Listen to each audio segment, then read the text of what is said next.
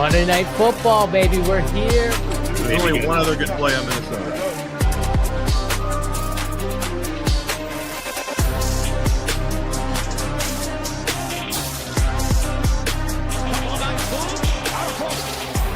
Touchdown in 46 seconds. Punches back. Touchdown.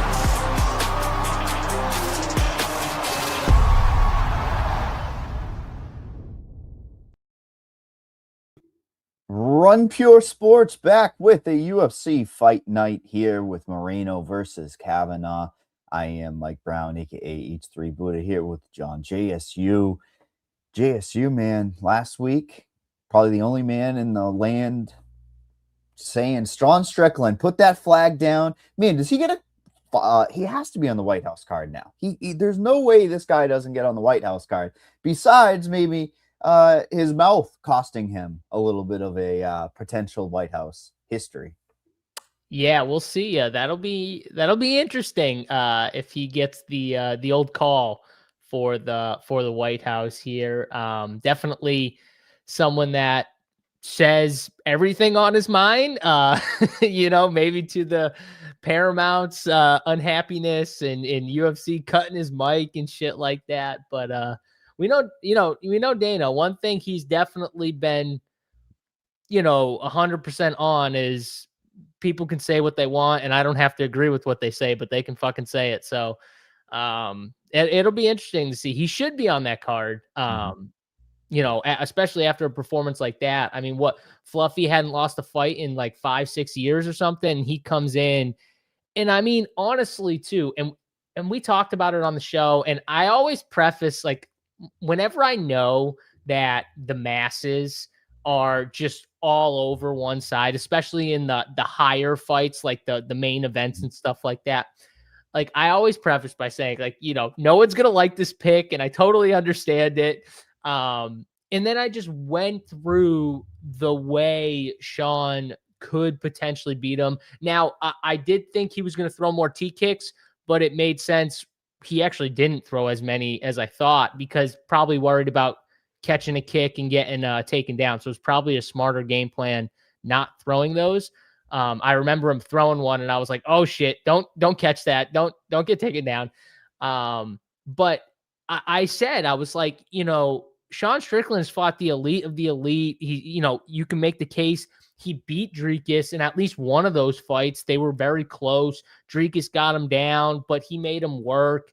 And I was like, on the feet, like, Sean Strickland is going to work Fluffy on the feet. Like, I mean, Fluffy is not Dricus. And I knew the line was like, first of all, those lines, they always favor heavy wrestling, grappling styles, Mike, right? Can we agree on that? Styles make fights. The bookmakers want a path of least resistance. Right. So you're always going to see the guy with the heavy wrestling, grappling edge most of the time be favored, most of the time in those situations. And I knew that. So I understood the line, but at the same time, I'm like, this is crazy, because I knew if Sean Strickland can stop takedowns, the line should be reversed almost in the striking, because I knew Fluffy's striking wasn't that good, and it wasn't on the level of Sean. And I knew Sean's game plan, because he does it every single time, is the exact same game plan that Fluffy puts on people. It's just a different style. Sean melts you by just jab, like just touching you, and just he melts you on the feet that way with the volume, whereas Fluffy does it more on the ground with the heavy wrestling style here. But it was very similar. So I was like, the line would be flipped if we knew that this fight played out on the feet. And I said that, and it's like, yeah, nobody wanted to follow you. I'm sorry. Yeah, no. Nobody did. I'll give one other guy. JBC was the only other guy that was on Sean Strickland with me over at Run Pure Sports. I mean, obviously, I don't look at other people and their stuff, but I would assume that most people were on Fluffy to roll. And I just, I didn't see it. I knew he didn't have the striking to hang with Sean Strickland. It just worked out. It worked out perfect. So if you followed, my take there, and you got that plus 230, plus 225, whatever it was, that felt pretty good. And I put DraftKings had a little finish bonus. I forget if it was like 30% or something like that. Put it on Sean Strickland by KO. So got that thing up to plus 1,000 for that. So I hit that thing. I mean, it was like plus 700 or plus 800 for him by KO. I was like, this is insane. Mike, I was actually driving back. So me and my wife, quick story time, but me and my wife were in Florida. And we were supposed to leave on Sunday, and it was that snowstorm, and we were flying back into Providence. And I'm like, there's no fucking way that they're flying out on Sunday with the storm and stuff. So we moved our flight to Saturday. So I was like watching the fights on the plane and everything like that. Going like this. Phone, you know, I'm trying not to like, I'm in the middle seat, so I'm trying not to like, you know, like hit someone by accident. Cause you know me, I'm like, oh, God, get him with the jam, you know. And I apologize to the lady and guy next to me. I'm like, I apologize if I throw an elbow at you. I don't mean to do this. But we were driving back home at like 10:30, 11 at night from Providence, Rod Strickland fight. And it was just great. It was great to watch as I was driving back home. I wasn't happy that we had to fly out late and everything like that, but I was very happy with the result. So yes, did not get stuck in Florida and made it home before Rhode Island got over 3 feet of snow.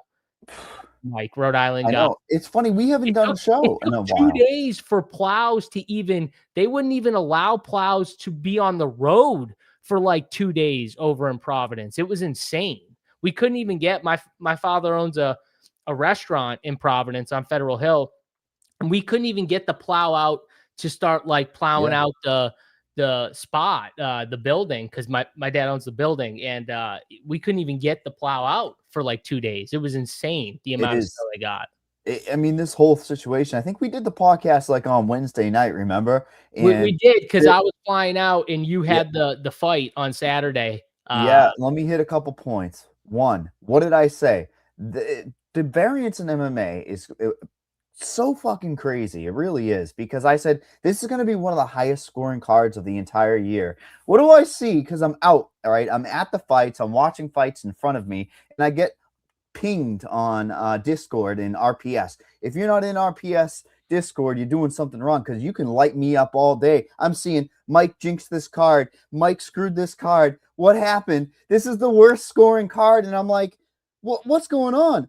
But if you also remember earlier in the week too, when we broke these things down, there was some line movement towards some fighters too. So like, there's like, you need to have as much information as you can. The Saturday morning is the best opportunity to break down these fights right before the fights start. But yeah, man, I jinxed that card. Well, I wonder if people like the earlier breakdown. If I feel like Saturday is the better day to do the breakdowns. Sure. We only did it because our schedules, we had no choice, obviously, to do the earlier one. But I feel like people like more the Saturday morning, and just throwing some chatters out. Good morning to everyone in the chat. Brady McFootball, Mike, Lone Wolf, Andy, what's going on? Maddie Ice. Risers are in here, man. Yeah, everyone.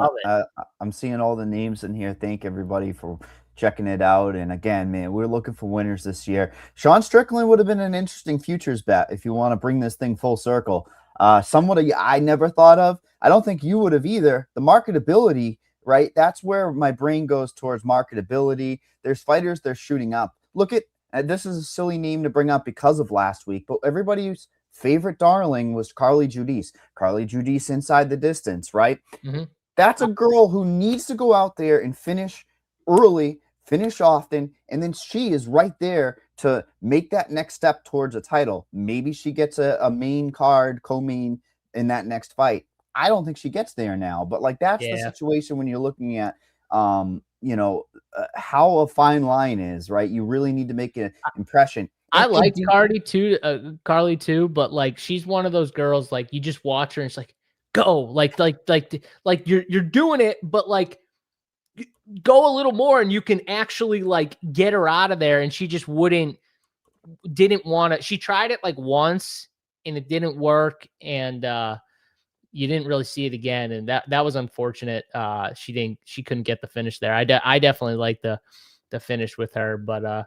Yeah, me too. And again, I'm I'm very happy I didn't get to see it because I was at the fights. A bunch of fights announced yesterday. What took Dina so long? He made everybody wait until East Coasters, right? We're sitting there refreshing. First Waiting of all, for you know we were all waiting for White House stuff, and he's just not like. I think he said this week. This week, that's what he said. So we'll see. We'll actually see what happens with. But hopefully we get it this week. And how many titles do you think we get? How many? 3. It's 3. I can't imagine. So I have a bet on 2 and 3 because that's the most logical. What's like the lot? What'd you get for like a line on that for 3? Like plus 300 for like 2, and like I think 3 was probably the favorite, plus 225. Something. By the way, I forgot about this fight. I told you guys he is not that good. I literally said I knew that was a trap. I did not like him in DFS, so I was glad to watch that. I knew that was a trap. You got a fight thrown for him by Isaac Bulgarian. Where's Isaac in the chat? Isaac will be in here. He's a West Coast guy, man. He's the West Coast Choppa, if I'm not mistaken, for his nickname. But man, we're almost 15 minutes in already. Let's get to going, man. I mean, I think that there's a laundry list of things. Bills card. Every time. MMA, you need a representation for the Bills in the MMA. I think Matt Frivola was a Bills fan. I don't know if you want to, take him. I'm a big Frivola guy, so I don't know if that wants to be your guy, but I'm a big fan of Steamroller still, even though he's let down a little bit towards the end here, but I still love him for what he did for me in the beginning. So we got love for Steamroller on the show. Steamroller! You know it, man. And again, every single week on this card, I'm wearing the shirt right here. We have Dana White Contender Series guys coming into the UFC, having an opportunity, and only 250, minus 250. Damian Penis. Penis? It's going to be a lot of penis jokes, fair warning. Penis. Yes. Damian Penis versus Wesley Schultz. Schultz coming back at a plus 205. Knockout or bust, question mark? I mean, this is one of the probably top 3 best prospects to come off Contender Series in Damian. He's very strong-handed, needs to round out the grappling a bit. Wesley brings it. This is a fight where if you're not almost locking this fight, it looks like a binary spot. Wesley puts a pace out there. He could cook him with the grappling. He could. There's more paths to win this fight for Schultz than there is for Damian. But man, does he hit hard. And how many times have we seen Schultz just go until he gets hit? What was the fight on Contender Series where he had the prospect there, Malik, right? Yeah. He looked good. He scrambled his ass off until he got hit. So one thing we'll say about a few of these fighters here, and this definitely fits Schultz, is he's tough. I give him, he can take a punch. He's not one guy that's just going to go down without a fight. He's going to try and fight at least. Is he as good on the feet? No, probably not. He wants to use pace and pressure and get to the grappling scrambles and stuff like that because he excels in scrambles. Damian Penis, it would be wrong for him to try and out-scramble this dude in any which way possible because that's what Schultz wants. He wants to get this to the ground. And if he does get it to the ground, I think that's why this line isn't wider, Mike, because if he does get this to the ground, it's almost like a flip in a way, probably. Damian Penis has the massive edge, I think, on the feet. The power's there for him. I like his striking, too. He's got really nice striking. He's strong as hell. He could definitely he should dominate on the feet. And really, this should be an under 1.5 in KO spot for Damian Penis. But if he tries to engage in the grappling, and if you watch Sean Strickland, this is one thing I knew Sean wasn't going to do was engage in the grappling. I knew he was going to try and just get out, get back to space. If he does that, I think he finds a finish in under 1.5, probably late in the first round. And, he's going to be a good DFS play at like 8,800. But I agree with you that this is a fight where if you're making a ton of teams, you should take some Wes Schultz, because in the other, way this fight could go, if he gets him down and can control him, I think he can have some success and be live for a submission there. So, well, leverage, let alone, I mean, we talked about it before we hit record on this show to start the show live. This is a very, very tough fantasy card, DFS wise. I love breaking down the middle range. I love my middle range. There's no middle range again. This is like the second card this year. There's no middle range, JSU. This is like where is it? No middle range though. This is like, even because we got so many 6K guys, and we'll get to it when we start breaking down those fights. But like in DFS, like you're gonna have you just have no choice but to take some shots on those 6K guys for DFS. So you kind of have to take two dogs too. It's not like if you're taking a dog that's way down there, you could get away with it, but then you're inherently your risk is going up. It looks to me like almost like you need win equity, right? Like I feel like that balance. I don't know if you necessarily need extreme finishes from your dogs. Just winning a damn fight might be important. I'm looking at 40% ownership for Pinas. He's probably going to be north of that, pun intended. But Wes Schultz, man, 15%, that is elite leverage on a slate to start.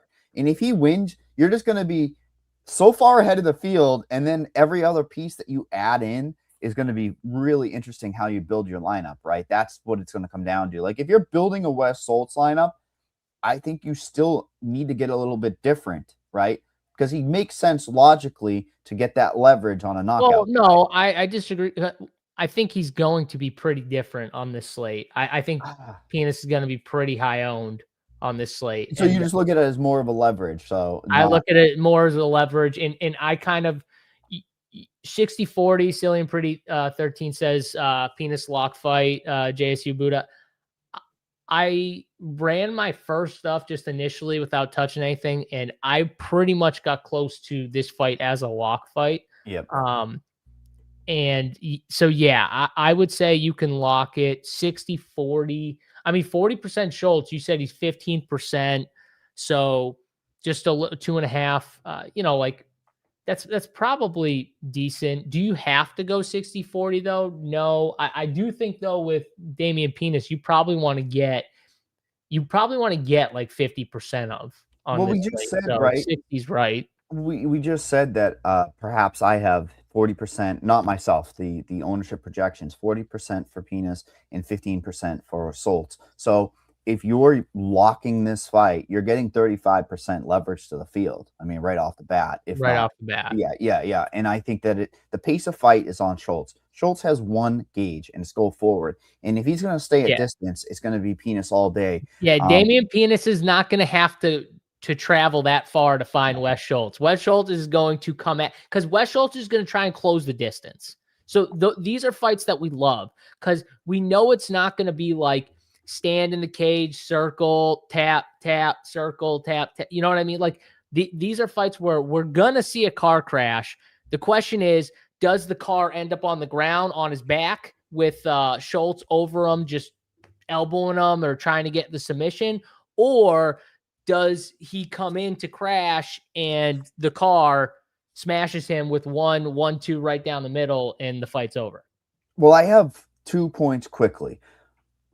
This Pinas guy does hit super hard. It really, the sniff test almost makes me think Atiba Gauthier. And I'm going to say the reason why is because what was the first fight? Gauthier in Contender Series was taken down in the first round. He was controlled. What does that do? It limits the upside for your fantasy. So there's a little bit of worry that if he can't stop takedowns, Schultz puts a little bit of resistance through his offense, but then gets hurt in the second or third round. I still think Pinas in the second or third round can get there, man. He's looking at 85 points. I think it's the second round. If it's the third round, I think that means Wes Schultz game plan is winning out. Because we're going to talk about this a lot, but that elevation, guys are going to slow down. And I think guys are, Schultz especially won't. these, no, Schultz won't, but Schultz will look tired and move forward. But like someone like Damian Pinas, he is probably a candidate to slow down a little bit as it goes, just because he's going to be throwing heavier and heavier and stuff like that. So second round, I agree with you. I think if it gets to the third, though, that probably means Wes is doing decent. Absolutely. Yeah. Look, they changed things around on our pick 6. Fantasy points, pretty tight lines here.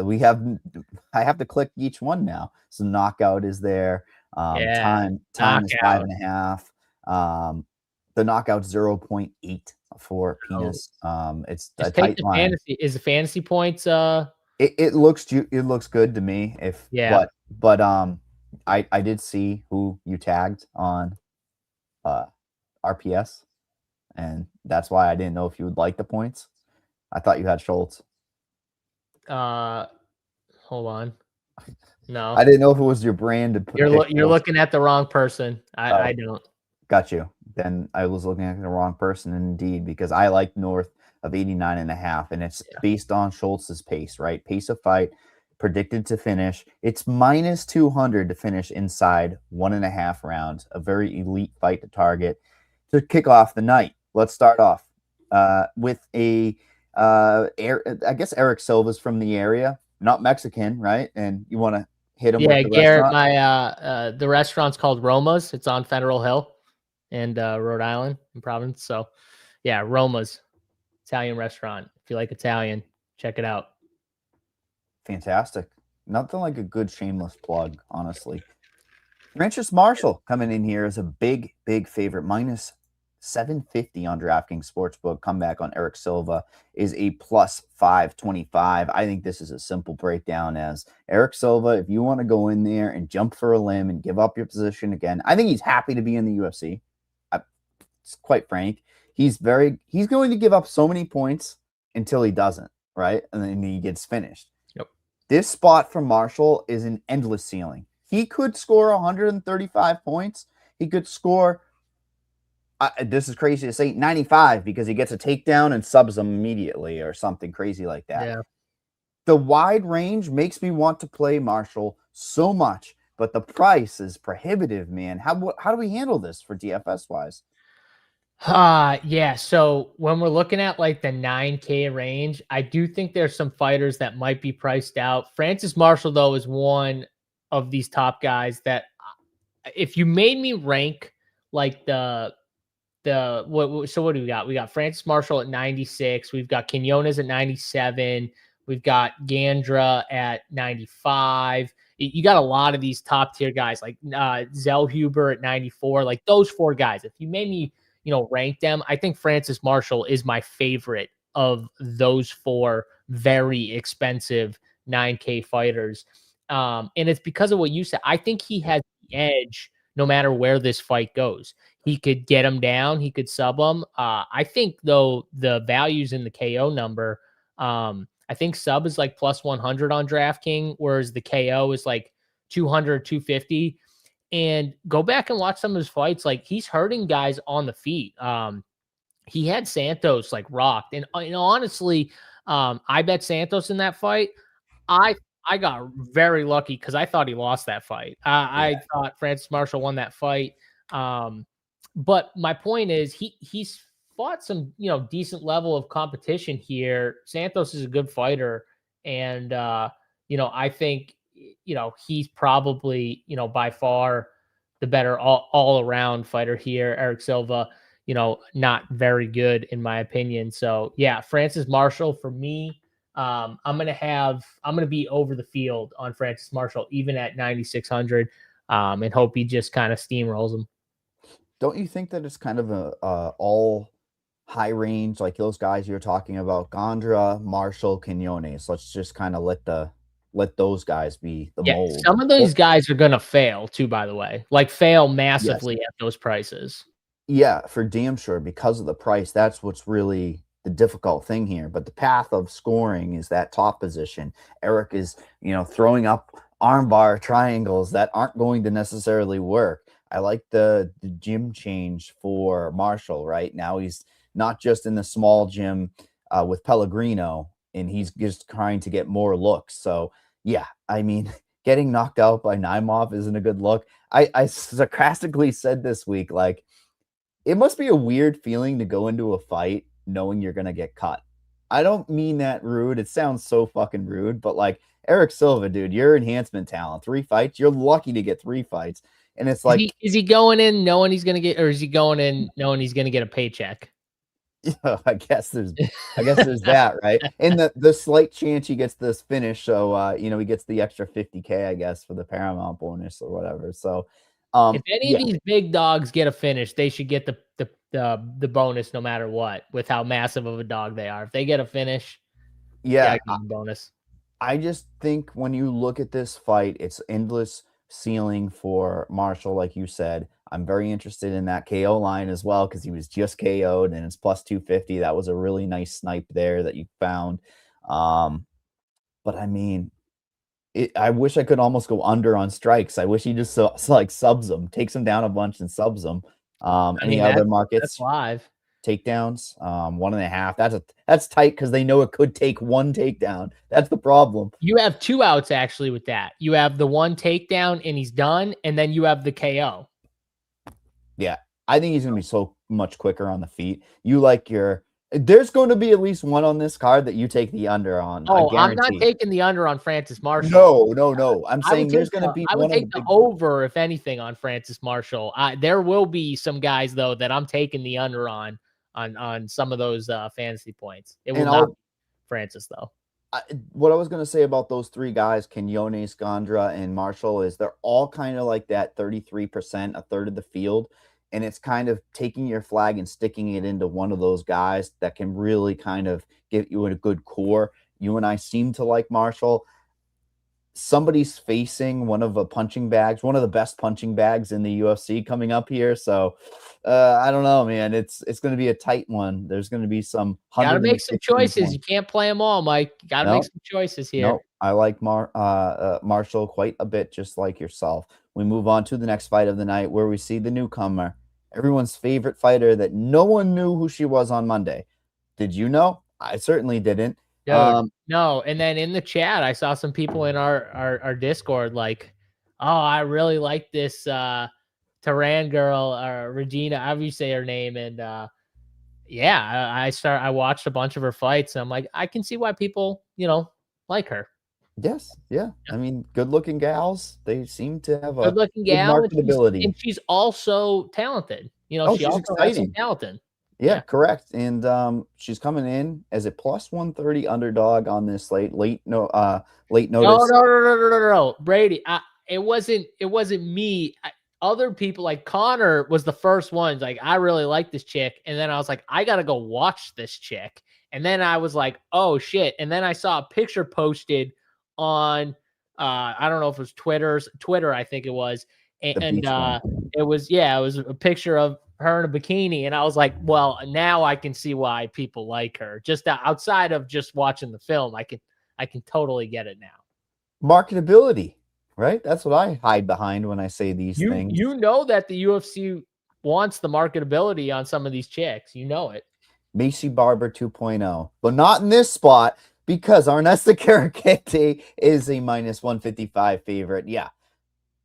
Carete is one of these ones that just like, she came in onto the Contender series. I don't know if it was an anomaly, but like a gajillion strikes in that fight, right? Like between Judice and her, it was like the most strikes thrown. I mean, that's like such a perfect matchup. Both girls just want to like meet in the middle and just throw. Yeah. This fight has fireworks written all over it. My concern is not the late notice side, which is wild. Normally I would say, oh, perhaps to gas out. Taryn was actually training for a kickboxing fight in a couple days from now, if I'm not mistaken. So it's not like she's coming in completely dry. I don't know what to gauge off of this. I'm struggling to find pure winners for underdogs. And everything is pointing to me that like Taryn could be the girl to do it. And if Carete doesn't come in 100% on the gas tank, I mean, in her previous fights to the Contender series, dude, she was not the best down the stretch. Yeah. So first of all, a couple things here. You've said Carete's name like 3 different ways, and I don't know which way is the actual way to pronounce it, but I'm going to go with Carete. and Oof, that whatever. one's brutal. Yeah, whatever. Arnesta. But yeah, you could just call her Arnesta. Wait, I got a good nickname for her. EPO Arnesta. She was on that good juice that kept her cardio going, you know? Well, no, I disagree. She's a former swimmer. Swimmers are elite in the cardio department. Normally, they're some of the best athletes in the world, actually, swimmers. One of the things my old boss always used to tell me, we used to work with athletes, and he said, swimmers and soccer players, two of the best athletes you'll ever find, the elite anyways. And Carete has that, you know, she does not, her style does not really slow down. She kind of builds throughout the fight normally when she's not totally stuck on her back. And you've seen the improvements. One thing I like about watching Carete fight is you've seen the slow improvements in her fights the last few fights that she's went up against, because most girls come in with I want to get this girl down because that's her weak point, and try and dominate her in the wrestling, in the grappling. And the Barbosa fight, which I think Barbosa's wrestling, she's got actual open mat takedowns, trips, all that stuff, and she's very good on the ground. And Carete handled herself very well. Obviously, the first round she lost, but in the second and third round, you saw her defend takedowns. Obviously, girls get tired. She did really well as you know, the girls start to slow down in the Barbosa fight. And that to me shows, okay, she's at least working on it. She knows how to stuff takedowns. Where she fails, though, in the takedown defense actually isn't the open mat takedown. It's against the fence. She struggles with the trips and stuff like that. So when girls get a hold of her, the body lock and everything like that against the fence, that's where she kind of struggles. She was told multiple times not to grab the fence in her last fight.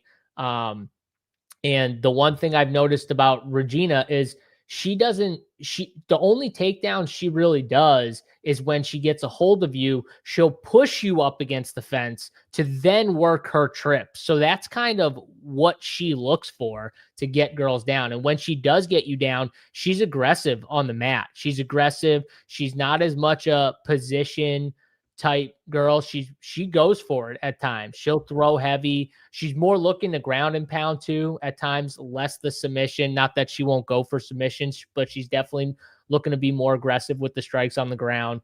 And she's pretty good in that area. She's got decent control.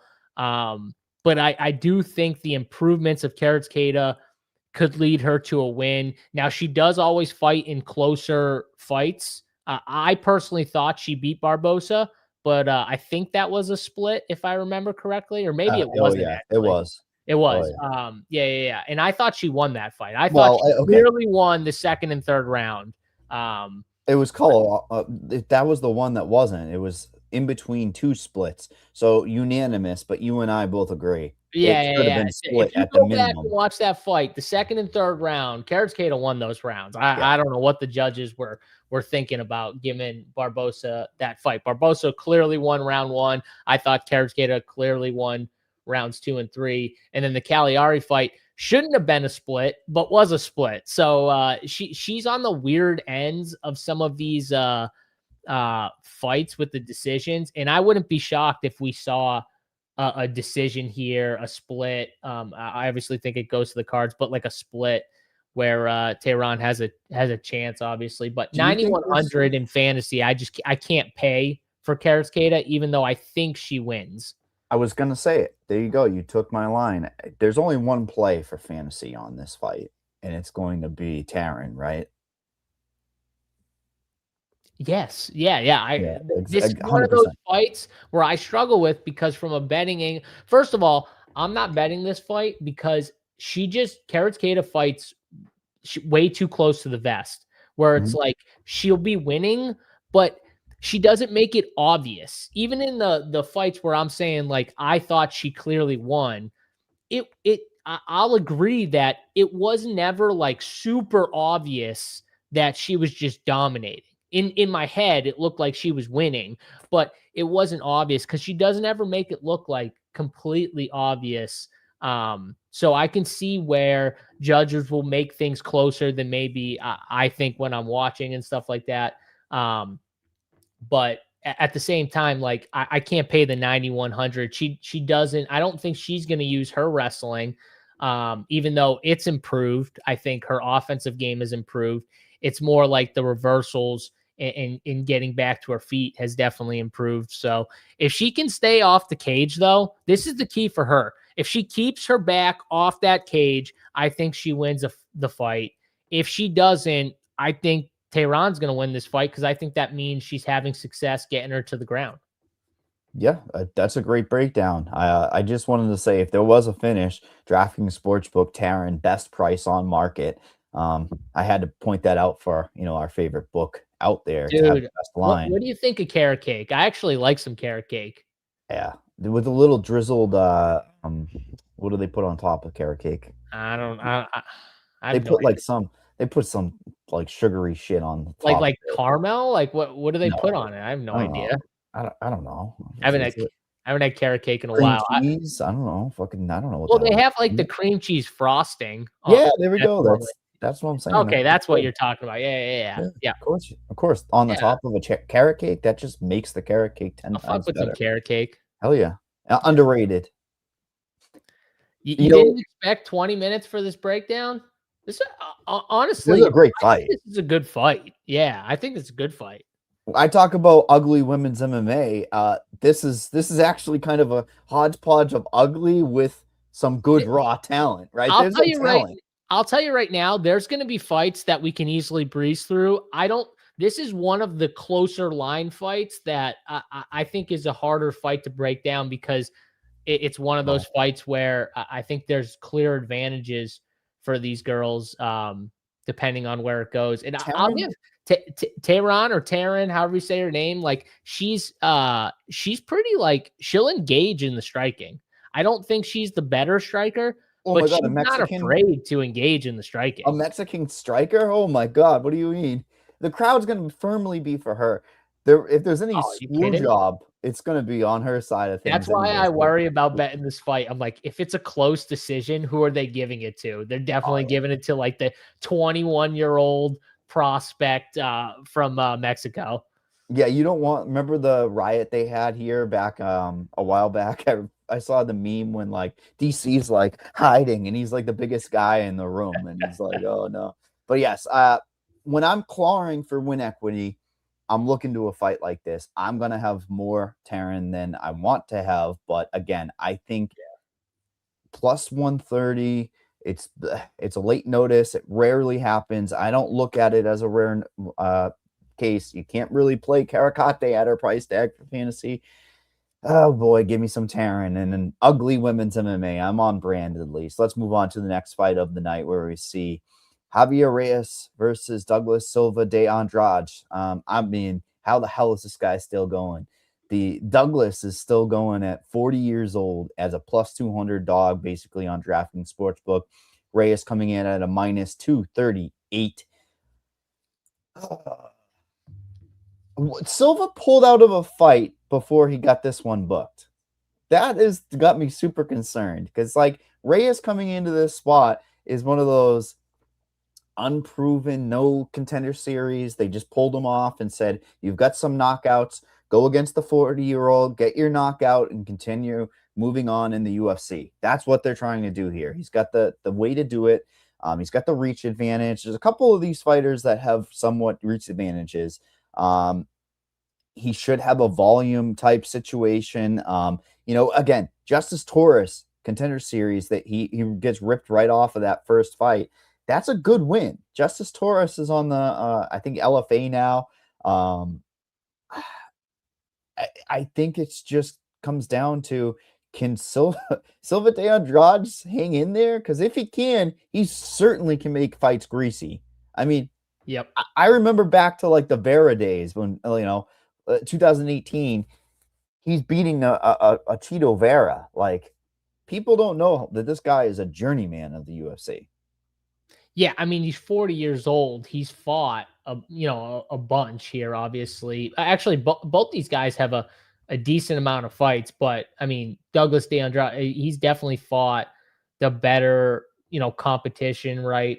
I think Miles Johns is pretty good. And it's not like he's on like a crazy losing streak either going into 40. He loses to Miles Johns, beats Stamen, loses to Nurmagomedov. Okay. Those are some solid fighters right there. And I think better than who Javier Reyes has fought. Javier Reyes is 32, so not 40. He's going to have the reach advantage.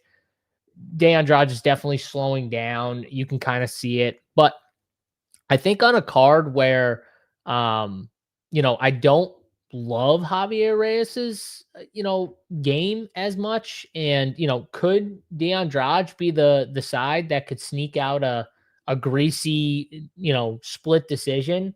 I wouldn't be that shocked. So from a betting angle, I think Andrade is maybe the bet. And maybe the DFS play. I don't really love Javier Reyes. He does kind of fit the pricing, I guess, because I think a lot of people are going to go into the 8K range, which might push his ownership up a little bit more. What do you got his ownership at? Right now, I have Reyes at 30 on the dot, and I've got Silva de Andrade at 10. Yeah, super low owned fight for one where you have old guy that could potentially grapple, wear on the guy, right? Maybe mix things up, which tends to score pretty well, versus the guy who's looking for the knockout. I like this fight. I do like it because I think you're betting into the unknown. If Reyes says, I'm just going to knock the old guy out, that's going to be great for both sides of the fight, right? And Andrade, like, he's only been finished, I think, twice, and one of them was to Peter Yan, I know. So, okay, like, that's fine. And I think the other one was, Rob Font. Well, that doesn't age well. Rob doesn't finish anybody. That was back in 2017, though. But I'm just saying, like, those guys are all at that stage. They're better fighters than Javier Reyes. Like back then, you would take Rob Font over Javier Reyes. So you have to at least acknowledge the health concerns for Andrade. So I think it's important to say, I like the over. This is a good take here. Over, and decision. If you like Reyes, I definitely think decision is the path. Andrade stuff. And again, I like looking for the anomalies in the betting market side of things. It looks like DraftKings has the best price on both of these guys by finish. If you think they finish, plus 140 for Reyes at the moment is the best out there. And I think I'm going to have to sprinkle on that because I do like the Reyes side. I just think Silva's over the hill. 40 is the number, man. 38 too. Like 38 with damage is 45. But this guy's at 40. And the only thing is he's got the best physique in the UFC. He's one of my favorite guys to just be like, dude, what's going on? Like, he's just got the best washboard board abs of all time, right? I mean, he's got to. He's showing off. Even at 40, he's showing off. Yeah. And Joe from Hold'em just said, I left the dispensary. Glad I could catch the show live. Love that. Love hearing it. Let's go, brother. We support you and you support us. Thank you very much. I just, Lone Wolf, hit the like button. I mean, we appreciate everybody in here on a Saturday morning. My big sigh is because am I going to have to play some Chris Moutinho against the question mark and Quinonez? You like that question mark Quinonez? Because Christian Quinonez has not been in there in a long time. They're putting a price tag on him like he's facing a punching bag. Now, granted, Chris Moutinho is facing a punching bag. has been a punching bag. People were. I think I had, what was it? The Wellmaker fight. He got smoked. I may have taken Moutinho in that spot. Just to listen, be like, hey, listen. If you're on him, you might as well just stay. That's what I'm. Thank you. You've nailed my point. Minus 675 for a guy who has had some surgeries, not necessarily been the best in the UFC. And Christian Quinonez, there's no better potential dog on this slate than just Chris Moutinho because of the price tag. And I'm terrified to say that. But if this thing stays on the feet, it should be a little bit closer. And we could look like what the hell? He gets knocked out again. Absolutely. We know that's in the cards. But yeah, I think you're shaking your head either yes or no. I've got you minimized so small I can't tell. Also, pick six wise was in the last two fights. Did you see anything? Terrence was super close, man. I mean, you and I both seem to like Terran, but that's too high of a price tag on the fantasy points. Significant strikes. That oof, pretty rough so far. We only have one leg. Yeah. We can always go back if we need it. I don't think we need to time. You want to do time on that fight? No, No. not at all. The old man 40, no way. What's this? Control time. Oh, look at they have tabs within tabs now on Pick Six. We're evolving the game. We got the slider for the takedowns on the sports book and the significant strikes. Now we have little tab within tab spots. That's fun. But what I was going to mention was about Taryn, just to go back there. She was like plus 165 to get 2 takedowns. Carete plus 200. So they do expect more takedowns on the Taryn side. I thought that was interesting, by the way. Yeah, because that's, like I said, the way Taryn gets takedowns is where Carete struggles, you know. Well, that's why I like the plus 165 on 2 takedowns for Taryn. It could just be a clinch into, like, you know, they fall down. That's what she's gonna. I think that's gonna be her game plan, is to get inside, and because remember, Carete is gonna have the reach, height and reach. So yeah, I think that's gonna be a game plan. Get inside, clinch, push her up against the fence, trip, get her down. So yeah, I don't mind that. I mean, Diana Barbosa was getting takedowns, so I mean, Taryn's a little bit Diana Barbosa's, she's got decent takedowns. And by the way, though, some of those takedowns were like real, like in the open mat takedowns. Those were like real, like they're blast. Shoot. That's her whole like gas tank on that, though. That's the problem. And the grappling difference between Barbosa is, I mean, Barbosa is a good grappler. Oh, absolutely, she is. And yeah, I like her fights regardless because they're always sloppy. And I love hating on my girl Barbosa. She no, some coin. I know, Barbosa. And she's active on Twitter too, so that's always a plus. But we are talking about women's MMA fights, and you could quantify this as a women's MMA fight, right? Like, this is ugly. What do you think about Moutinho getting another opportunity? I mean, can he set the record for the most fights without a win in the UFC? Because I think he can. You know what's crazy is we got guys on this card that have gotten more fights in the UFC just based on being tough. He's definitely one of them. The Sean O'Malley fight where he just like, he kept taking shots and kept taking shots. Guy doesn't move his head. Like he just kept getting hit. That's a problem, you know, and that's kind of why, like, you'll see, like, he's got knocked out. He's tough, but, you know, eventually the chin just keeps going and going. The problem is Quinonez is a tough dude to trust. The 9,700 price tag to me is just, I can't do it for DFS. It might be a full fade for me, just for clarity. And I mean, what happens? We've seen Quinonez slow down in fights. Mike, I think he's clearly the better fighter. If you just look at the exit, like if you just watch him strike, you watch him, I think he's the better fighter. I think no matter where this fight goes, I would rather him. But what happens in the second round or third round if he tries to go for it, fails, and he's tired? Like, that's when Chris Moutinho could have his chance. Not that I think he's better, but we always see it in these fights. Not always does the best fighter win. I think kind of Quinonez is a perfect example of that, Mike, because you can't tell me he's not talented. You know, I could make the case he was more talented than some of the guys he's lost to. So, you know, that's not always what gets it done at the end of the day. And it wouldn't shock me if Moutinho came in, withstood the pressure and the pace the first round and a half, and then somehow found a way to win the fight. So I think from a betting side, this is clearly dog or pass. I can't bet Quinonez at these odds. You don't want any fantasy Moutinho? I mean, listen, I'm gonna play some fantasy Moutinho.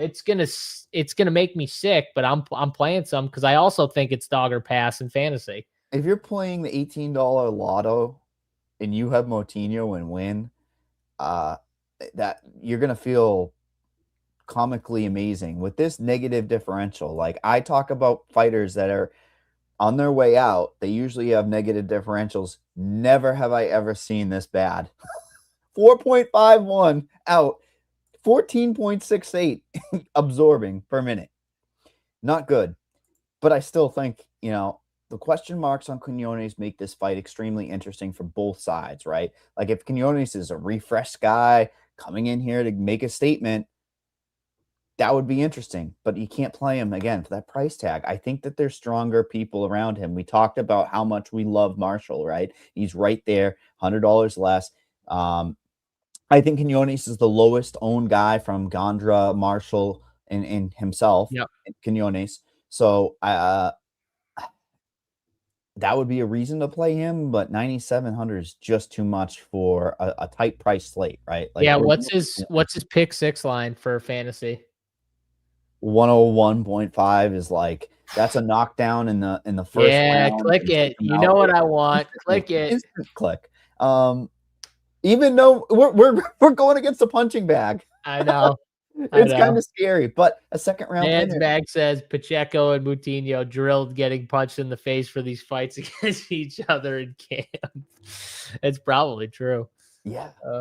I mean, Moutinho, I swear to God, just like last year or the year before, I saw him in Plymouth Memorial Hall fighting. And then he found his way back in the UFC. It's pretty incredible, honestly. Yeah, I think we both know that there's question marks. The over, people were saying in this one, I do like that as well, -140, especially if Quinonez is just going to try to feel things out. A 1.5 rounds is implying a finish early, right? Yep. I think you and I like that line as well. That might be one of the ones I give out later on in the show. Oh, man. And then we go from that to Eileen Perez, everyone's favorite, man. Fiona coming up in the rankings here, -185. Going to twerk all over everybody if she gets a win against a grizzled veteran in Macy Chasson. This is ugly as hell. This is just in the damn middle range. I'm like, why do we need this fight? Like, this is the fight that if one of these girls gets 100 points, you're going to need, right? And it's horrifying because Perez gets the scoring going when she gets the takedowns. Chasson could catch her coming in on the feet. It should be night and day. Please talk me out of betting on Chasson. Please do it, because she doesn't seem very physical. And we know that physicality in women's MMA wins out. And I think Perez can do it for 7.5 minutes. But can she survive the end of this thing? Because Chasson should bite down on the mouthpiece and push towards the end of this thing if those takedowns aren't coming into play.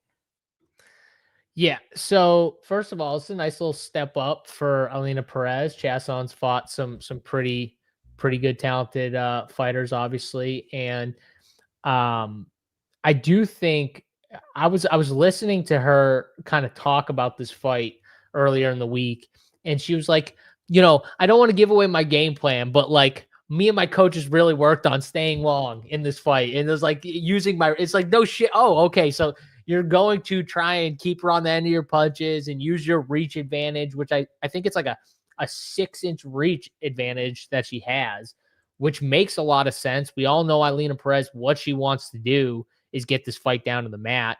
And we've seen Chasson at times struggle with that. So I think it's one of those fights. The question is, do we think the step up, in fighters, Eileen Perez, do you think she's up in that top tier, or do you think she's kind of in line or below someone like Macy Chasson at this point in her career, obviously?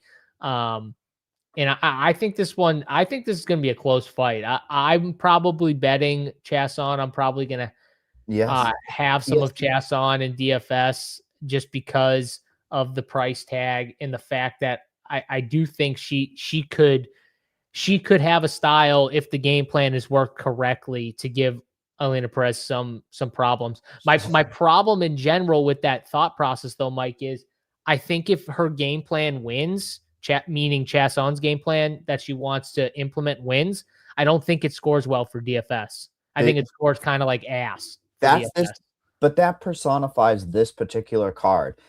I want to play her in fantasy, and I struggle because even at 7,700 for Chasson, she could score 50 points. She could score 45 points due to the fact that she got stalled out for 7.5 minutes, and then she's kind of tired and throwing these long jabs out that, are not really scoring unless Fight Metric has Chasson. Do you know if Fight Metric is going to play her? Because no, not sure. I don't know either. At least we both know that there's something's going to give here, because Brady even brings it out in chat. Lots of line movement. Look at over the last couple days, man. It's been pushing and pulling. And I think everybody wants to pull the trigger. Chasson's not really had the best success down the stretch in fights. So I feel like we're kind of blindly hoping that Perez kind of gasses out a bit, because she does. And then she's able to use that stay long movement. Yeah. It's frustrating. She was talking about too, I think last year she had a kid or something like that. So she was talking about that and getting back. And I'm sure that plays something into, these fighters when they have, kids and everything like that. Tough to fully train, but now she's got like a schedule and everything down pat. So we'll see. Perez wants a kid. Perez already had a kid. Perez already had a kid? Well, oh, yeah. Imagine mom's twerking on live TV. That's that's just crazy. That's crazy. I don't even want to imagine that. It's terrible. But yeah, for fantasy wise, I guess you could look at the takedown props, 2.5. I'll try to stall here while I'm trying to find the takedown line, because if there's value, I like my value, and that's a direct path for her scoring. That's her game plan. If she doesn't, who do you think? Gas tank wise, Perez from the area, right? Mexico. She's what flag is this? Help. Argentina. Yep. So I guess you said help before. What flag is this? Yeah, I know. I'm colorblind. Okay, stop this shit. You and Big T both colorblind. It's terrible. So whenever I see the Mexican flag and the Peruvian flag, that is brutal, because I've called the Peruvians Mexicans and the Mexicans Peruvians, and I'm like, I'm so sorry, I can't tell the difference. It's so close. Perez takedown line on DraftKings Sportsbook is 5 takedowns is plus 165. That's value. That is huge value. That's value. And I'm sure we both don't want to hit it, but it's a play that I don't want to hit it, because if she's getting over 3 takedowns, her game plan's probably working, and it's killing you and I. Yeah, it's hurting us. That's the type of card. I think the play that I said right below, Taryn's a stronger play than Chasson in fantasy. When you're looking at bets, oddly enough, Chasson's the better bet than Taryn, I'd say, which is really weird. That's the dynamic of the card. And I think favorites roll out, so I'm really clawing for points in fantasy. I'll talk about a guy later on that scares the shit out of me because he does not score at all, and maybe he can be lulled into a war. But yeah, I think I'm a fantasy-minded guy. I always will be. This fight concerns me, and there's really only one play on Perez, but you can't click her because she's price prohibitive, right? You don't want to go click Perez. Well, I think you can click her just because of the fact that if her game plan is successful, she probably scores decent for fantasy. 15. I just don't think it's going to be successful, but I could be wrong. 15% ownership on this one too. It's just, yeah, like why can't you get to the field on Ailina Perez at 15%? Like, I think there. Yeah. Do you have to sigh after every single fight? Do you hate every single fight? I hate this card. But I love this card. You're not going to sigh before we get to it. One of these, I promise. I'll bring the fucking mariachi band out for this one, man. Jose Medina home game. We have Jose Medina plus 500. Everyone's favorite as a massive underdog against Ryan Gandra. Gandra coming in off the contenders. There's a lot of these spots, man, where we have contender series getting absolutely hammered against former contender series glory in Jose Medina, everyone's favorite punching bag. Doesn't this same situation? If you survive, maybe you win. I don't like that mindset. We got to correct that, right? If you survive, you should win. I don't know. Gandra could still be gassed out and perhaps beat Medina with a takedown. That's what I think could happen here. Any takeaways? What do you think? And by the way, I'm going to pencil in Perez for takedowns. We can obviously take her off later on. Yeah, pencil that in for now. Yeah, so Ryan Gandra, not like the biggest fan, but he is definitely powerful. Throws those looping shots. He'll go for it. The way I think this fight ends is Jose Medina is one of those guys, like, you can only smile for so long while you're getting punched in the face. That's what he tries to do. He tries to like frustrate you. That shit doesn't work. The more you get into the UFC and stuff. See what I pulled up? No, what? Gandra by sub.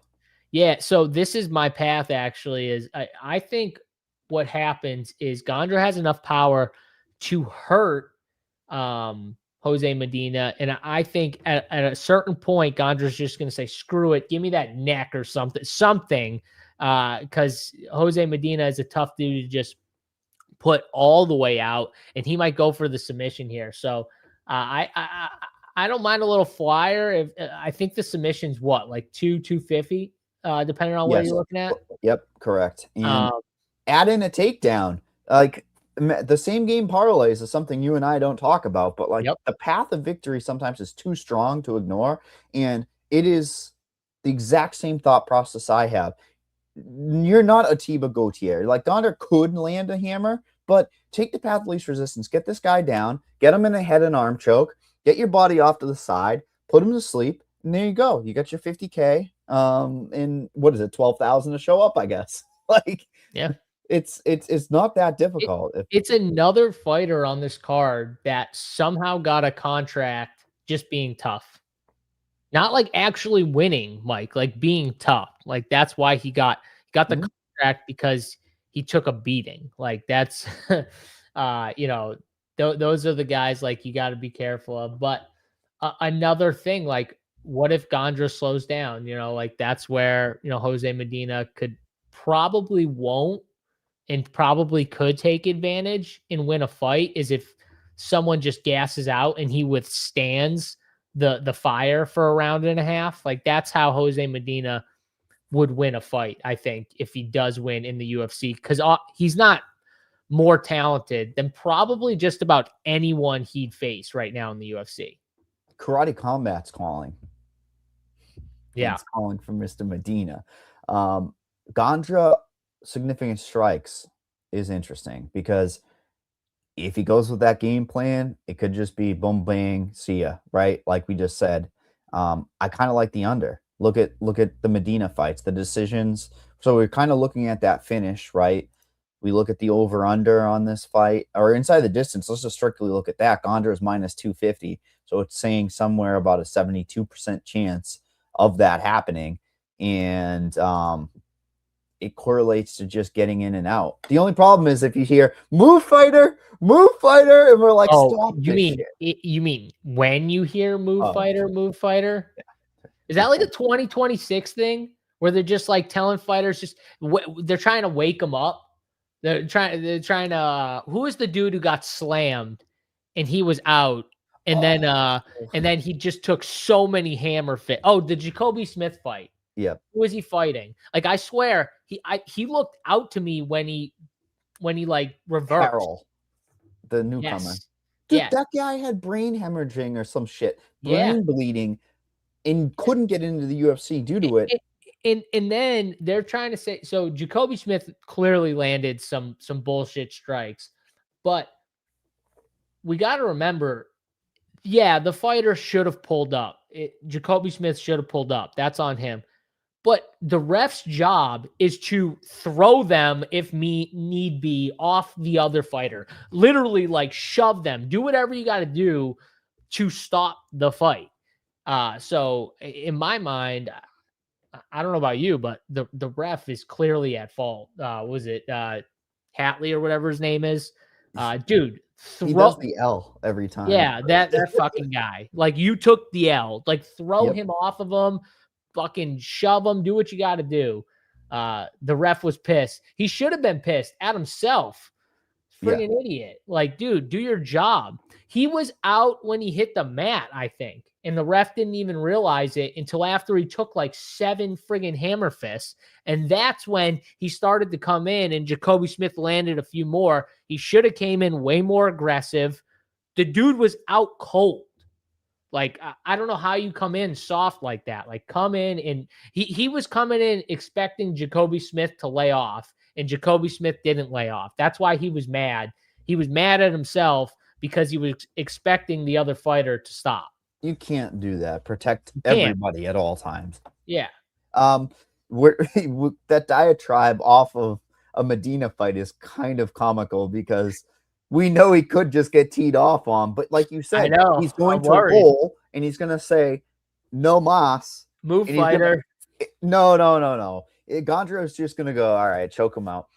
On the takedown line, it's 2 takedowns at plus 185. There's no over-under on DraftKings Sportsbook. I wish we could take an under because I would love it. I like the Regina 2 takedown line better than the Gandra, I think. Because Medina, again, 1 take. He actually is one of the only guys I've ever seen to flatten himself out on the mat. Typically, they say don't get to that spot, right? If you're getting flat, you're using it to post and get up quickly. He doesn't do that. He just kind of stays flat and says, all right, man, get my neck, get my arm, whatever. Love it. Do we want anything though? I mean, I like the under here. What's the fantasy points for Gandra? I just want to see what I know you want to see it. I know. Don't do it. Don't. Please. No, we won't do it. We won't do it. Marshall and Gandra have elite ceilings on the slate. They could, if you playing both of those guys and they both hit ceilings, I think it's a unique combo. Would you agree with that statement? Yeah, and I think just looking at those four highest priced guys at 9K, with Zel Huber being the last, and obviously Francis Marshall and Quinonez and Gandra, I think it would be Marshall, Gandra for me in that ranking so far, and I'd have Quinonez either 3rd or 4th, and then Zel Huber we'll talk about. People are picking those guys though off, so you're only going to get one. That's why I think when you're really thinking of breaking down a card for trying to win the 100,000 by yourself, a combo of Gandra and Marshall could combine for 235 points.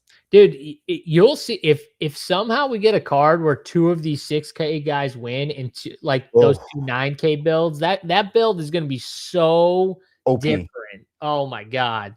So I thought about that. I've been making 3-3 lineups on this one, and I'm like, that's just getting too risky.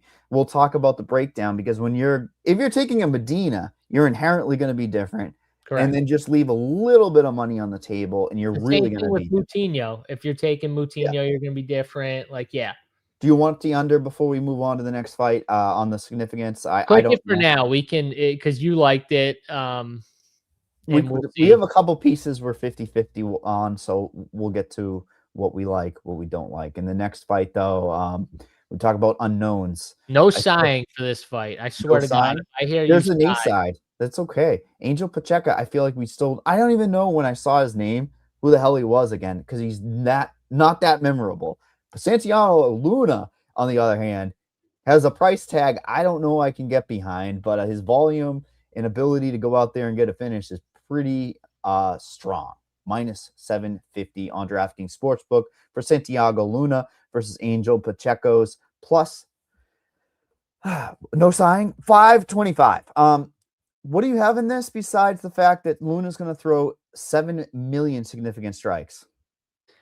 Well, first of all, Santiago Luna he's definitely a fighter that for DFS we like because his style is so fun. Now it will inherently put him in danger the way he fights because he will rush in. If you go back and watch that Lee fight, he literally 25 seconds into the fight, rushed in, got caught, kind of dropped, stunned a little bit. I think it was a hook. But he recovered quick, and dude is just aggressive, man. He's just so aggressive.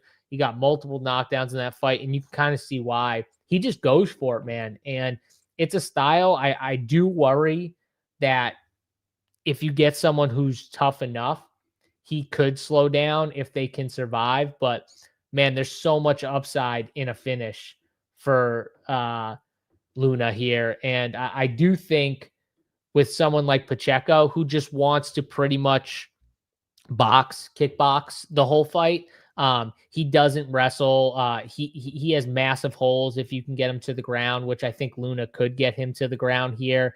So I think a submission prop is very live for Luna in this spot. But the other thing that I do like for the Luna side is Pacheco doesn't throw with a ton of power.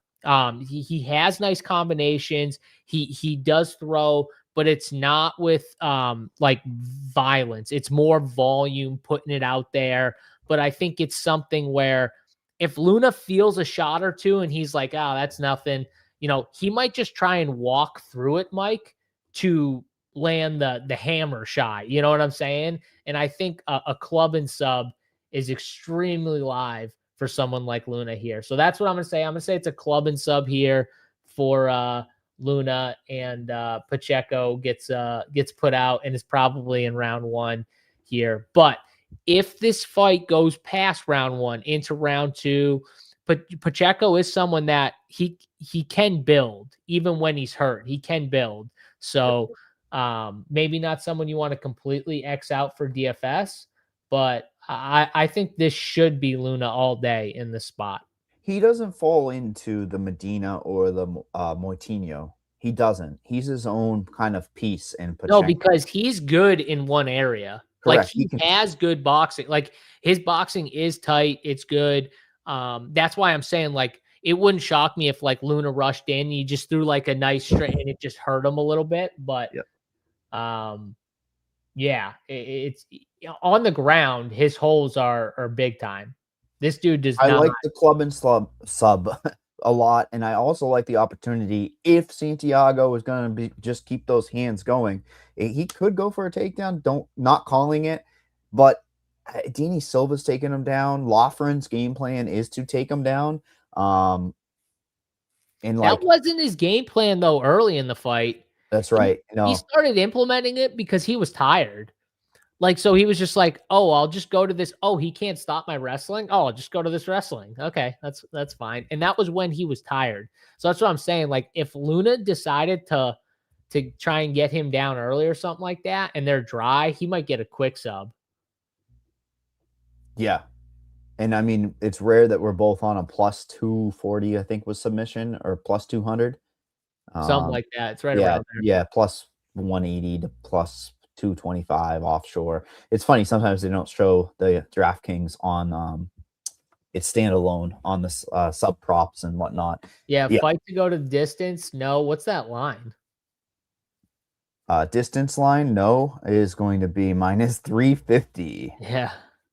It's a parlay piece. Is that what you're trying to say? Like, yeah, not for me, but I do think it doesn't go the distance. But yeah, pick six wise. I know you like your over unders on the fantasy points. 105.5. Woo. He's a scorer. He scores. So it's kind of difficult. He's someone I worry about taking the under on, definitely. So I'll stay. I think him and Francis Marshall are my favorite 9K fighters overall on the card. Just overall looking at ownership, to be fair, Luna probably doesn't have any name value. At least people know Marshall, right? Luna is actually going to be 38% owned. He's right there with Gandra. The ownership's going to be really interesting because there's a ton of 9K fighters, and it'll be interesting to see, who kind of, gets the push at the top for the highest, or if it's just kind of spread out. Well, the scoring ability out of all of the underdogs against those guys is in Pacheco's lap, right? Like, he scores, but the win equity is a little bit difficult to get behind. And Luna is going to force the fight, which is good for Pacheco.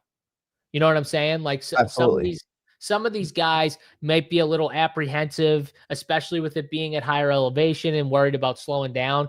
I don't think Luna's going to be worried about that. I think Luna's going in there trying to look for the flashy finish and stuff like that. He wants, so that's why I like the fight even more, because I know for a fact his style, it would inherently help Pacheco if somehow Pacheco won. So it's a good fight to just be involved in for DFS. Yeah. Oh, you talk about finishers. What about 100% finish percentage in his fights? I like 100%. Rodriguez minus 455 versus Kevin Borhas. Borhas a plus 350 dog is a little wild to me because this is a guy who isn't great, but like he's serviceable, right? And I was like, this is quite the first fight in the UFC for Rodriguez, I'd say. Were you a little surprised about like, all right, I don't think Borhas is the best, but he was on his way to a top 15 before his setbacks. Yeah. Honestly, Kevin Borhas is a guy I have liked in the past. I liked him last time out. He looked terrible. That was a bad call, but he looked so bad. Like, so I don't know if that was just a bad fight for him, bad spot. I don't know if that's the guy we get, he's going to get ran right through by Rodriguez if that's the fighter we get. But I do think Kevin Borhas does have some talent as a fighter. So, maybe we get what I think could be a better version of Kevin Borhas if he, because that was the worst for like what we saw last time out. That's a bad version. So hopefully it's not that. I think this line could be closer. Even though Rodriguez is the rightful favorite, I think Borjas skills, maybe this line should be a little closer, but from a DFS side, I'm worried about this fight, Mike, and maybe it's just my bias of not that I think Kevin Borjas wins, but I think Kevin Borjas is maybe tough enough to hang on, as crazy as that sounds. So I don't know. Talk me into Rodriguez because I already like Luna. I like Marshall. I can't play all these 9K guys. What are you doing with Rodriguez? Because right now I'm under the field right now on Rodriguez. It's the odd fight out on this card. You are alluding to it, right? And I think we both almost want to get to Borjas because Rodriguez is the prospect. He's the green guy that's going to get in there. I think he's working with DC now. He is.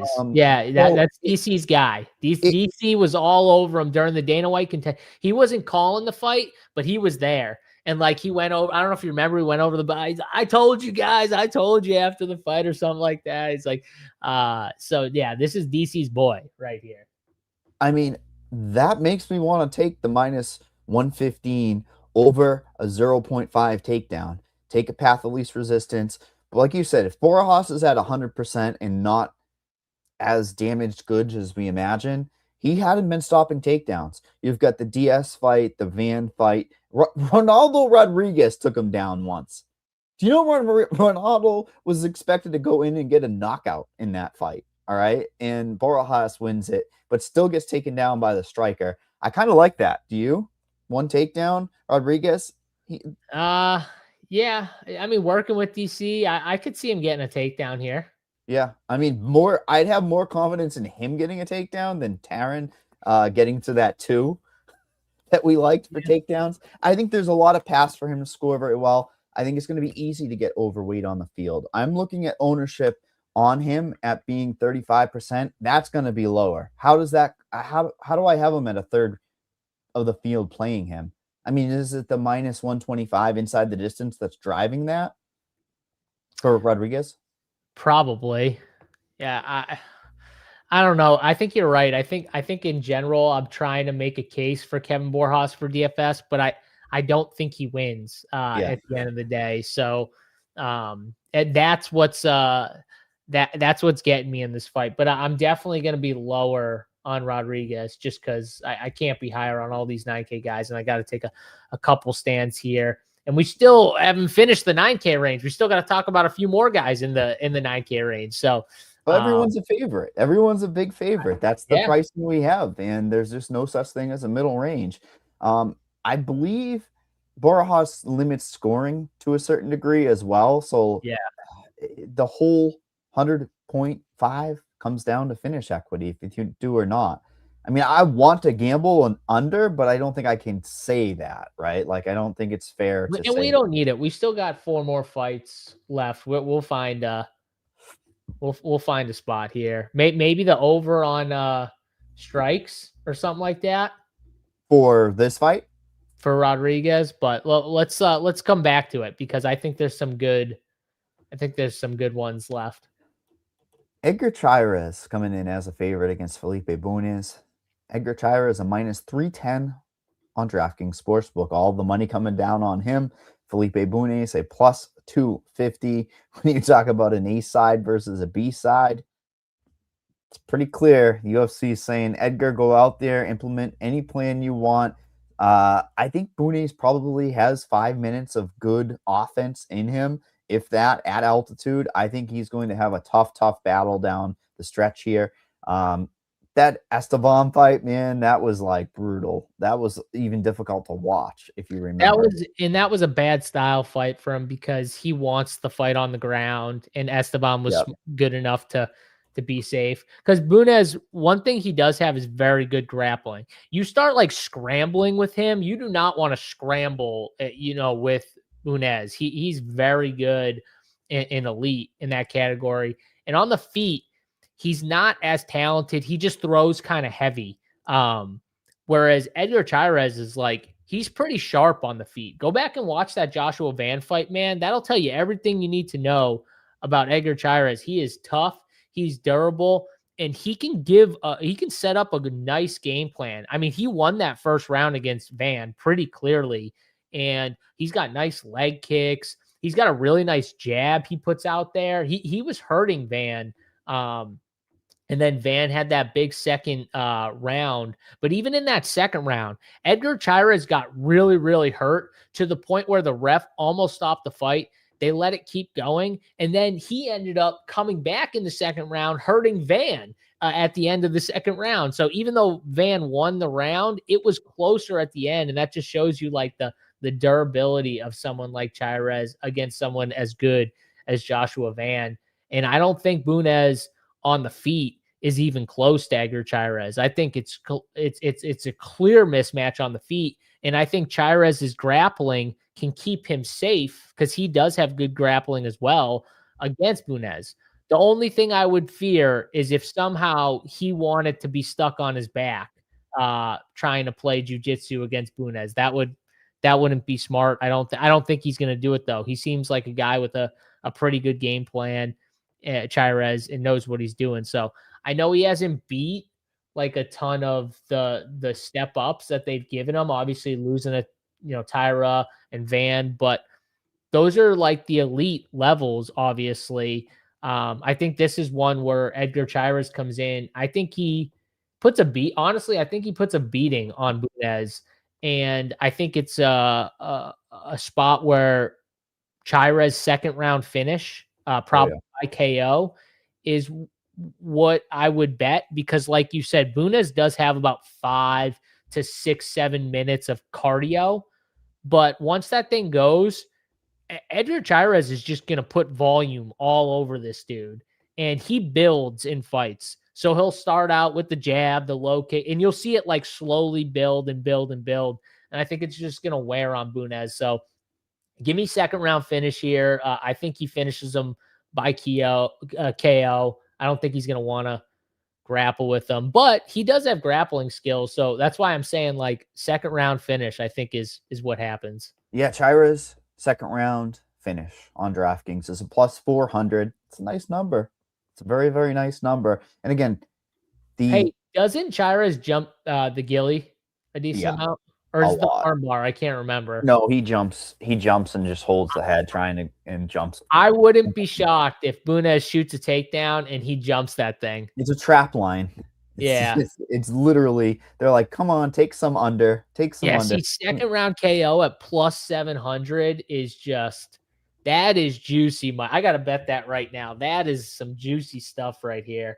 I agree with you. I like the Chairez inside the distance. Best line out there is minus 115 on DraftKings Sportsbook. That might be a nice little piece too that we're just going to be having. I like Chairez all over the place. He's a type of guy that wants to put on a show. He's at home.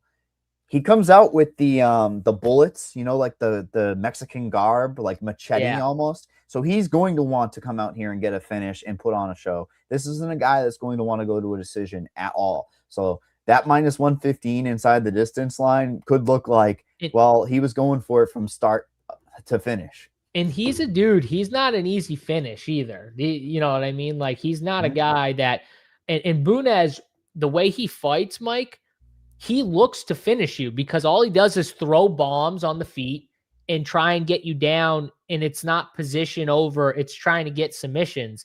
So it's kind of a bad spot for him because Chairez is a durable dude. So if you go for those things and you don't get it, you're going to put yourself in danger when you don't get those finishes and stuff. And Chairez, like I said, will just build. So the question is, does he score enough for fantasy?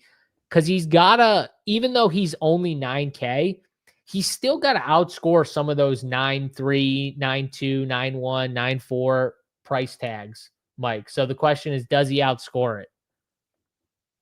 I think so. And I'll tell you, even if Bunez has success in the first, he can get a reverse, which is immediately 6 points, and then get his offense off. So I think there's hidden scoring in this particular fight to be competitive with the upper 9K ranges. And somebody in chat earlier was saying, you know, it's a difficult situation. Some people are saying I have him in all of my single entry lineups, like Mike. He's just in a weird spot, right? We talked about Rodriguez being here, being 35% owned. That's what I have him at. Chairez is coming in under there, somewhere from 25 to 30. So personally, I'd rather Chairez because I feel like Rodriguez could mitigate some of the risk in the beginning because Borhas puts up some resistance, whereas Bunez embraces it, man. He's just going to be like, what's the, I see the significant strike line. What's all the rest? What's the fantasy? 94.5. I think that's a good line. I think over. I also like the strikes though. I mean, what do you think? I don't think he's going to grapple because I think that's the one spot where Bunez and Chairez are almost close to even. They could end up there. The problem is whether it be like one of these weird trip spots or a kick gets caught, it could end up on the mat, which really makes that line come down for the significant strikes. Let's take a peek at the you want to take the fantasy points, don't you? I do. Yeah. That's essentially what I'm saying, Let's right? Take it. And I also don't think Chairez, sometimes when he gets to his grappling, he just doesn't bother to strike into the submission. He's just like, give me that limb, give me that neck, let me get you out of there. So I think we uncovered a minus 115, right? Best price out there, DraftKings Sportsbook, inside the distance. Chairez, that could look like a minus 350, minus 400, and certainly could get smoked by lock as well. So we're going to take those fantasy points, go over on that, and we will head to the next fight where I think you and I are both sniffing a favorite that is very hard to get behind. Daniel Zel Huber, minus 360 versus Bobby Green. Sorry, King Green. Did he go back to Bobby? I don't know. You don't know. Who knows what we're going to get here. But Zel Huber, minus 360, is a very difficult price to get behind. And that is simply because he's been set back multiple times already in the UFC. Tough fight against Ribovic, where he did get a knockdown. He's got a good knockdown rate in the UFC. But I feel like when you're getting beat by Michael Johnson this deep into a fight career, like it's like, man, what are you doing? The Trey Ogden was such a big eye-opener. And after a fight like that, you've got to come back and make a statement. Venata, I don't think he made that big of a statement. Of course, opportunistic with the submission against Christos Giagos. If this dude could use his damn distance to his advantage, he'd be a A-plus prospect and one of the best Mexican guys out there. But I just don't think he can stick to the game plan. And King Green's a guy that you don't want to go to a war with, in especially a kickboxing range, which also means no scoring for fantasy-wise, but I'm just breaking down the whole fight, right? Yeah, this fight for fantasy, I don't like it at all. And honestly, I think both these, like, look at the Bobby Green's last fight. I mean, he did not look good either against Gibson. Like that was eye-opening to me as well. You talked about the war with Zel Huber and Rimovic, like at least that was, you know, total car crash. Rimovic is just an absolute monster going forward with the punches and everything. But scoring wise for DFS, he just doesn't score well enough. And like you said, like he's got to use his range and his reach a little bit better, and he doesn't. If he did, that would play a big factor against someone like Bobby Green, who I think is totally dusted at this point. But at the same time, like I don't really trust Daniel Zel Huber. I think he should be the better fighter at this point in their careers. But it's tough at 9,400. I can't trust it. So I'm going to be out, even though this is probably your 9K leverage spot that you always talk about. Because I assume he's going to be the lowest of the 9Ks or one of the lowest of the 9K range. But I can't get on board with it. I think Green's tough enough to hang on there, at least in round one. And, you know, I think as a bet, it's dog or pass. I'm not betting Zel Huber. So this is either you bet Green or you stay away. And that's how I'm going to do DFS. I mean, King Green had grappling upside in that last fight. That was kind of due to his opponent, though, I think. Yeah. And he didn't necessarily do it until the end. So we kind of have two boneheaded game plans. And it's like, I think it negates itself for fantasy, but the ownership is drawing me in. Like you said, if Zel Huber hits a ceiling, it's a first round knockout. And it doesn't necessarily mean it's optimal on this slate. We talked about the Gandra and the Marshall, who have stronger grappling, which he's still got to outscore a bunch of those 9K guys. So it's not just about, so here's the thing. It's not just about him getting 100 or 105. He's still got to then outscore pretty much those ranges. And that's what I'll be betting against. Yeah. I mean, I wish I almost had a knockdown line, because I feel like there's a potential for Green to get knocked down and survive. Because I just don't know. Zel Huber's just got that killer instinct. The big surprising thing for me is the over-under at 2.5 on DraftKings Sportsbook, over minus 135. It's baiting me in, man. I want to take the over. I know. I'm staying away from this fight. And Brandon asked, you know, Bobby's washed. Why are we picking a guy? Big height and reach advantage and everything like that. Disadvantage, elevation, hands slowing down, punches from his hips. It's more betting against the guy he's fighting, that like not trusting at those odds. Like you can say, I can say Bobby's washed. I agree with you. I think that Gibson fight, last fight, should show you that he's washed. That was a bad fight. I know he won the fight, but honestly, sometimes you can like watch a fighter win and still say that was a bad look. And in my opinion, that was a bad look. That's, I think, what Bobby did last time out. Now, but Zel Huber at the same time, like, what has he shown? He hasn't shown really that he can use the reach as much to his advantage. You know, yeah, can he go to a war? Is he tough? Yes. Does he probably win? Most likely. But still, from a DFS side, I'm not paying 9,400 for that. And from a betting side, it's like, what's his line right now? What's he? Minus 400? Money line? 350? Yeah, money line is 360. Yep. How are you betting that? Well, look at where the money came in. How would you bet that is my actual point. You going to bet him by knockout? Look at it, though. It's minus 535 on DraftKings. I don't know if they were the opener. I assume it was offshore. And it's been just money coming in on Bobby Green. And that's just the same thing we're talking about. Telling you, like, the line was just way too wide. People don't trust Daniel Zel Huber. Yeah, and last thing to back your point up, if you had to guess which fighter had a negative differential in striking, I don't think you would ever in a million years guess that Zel Huber, as the green prospect, would be outstruck. He's outstruck in his fights. That's not good. I talk about it earlier on the card. That's a sign you're going to be out of the UFC soon. Look at King Green, man.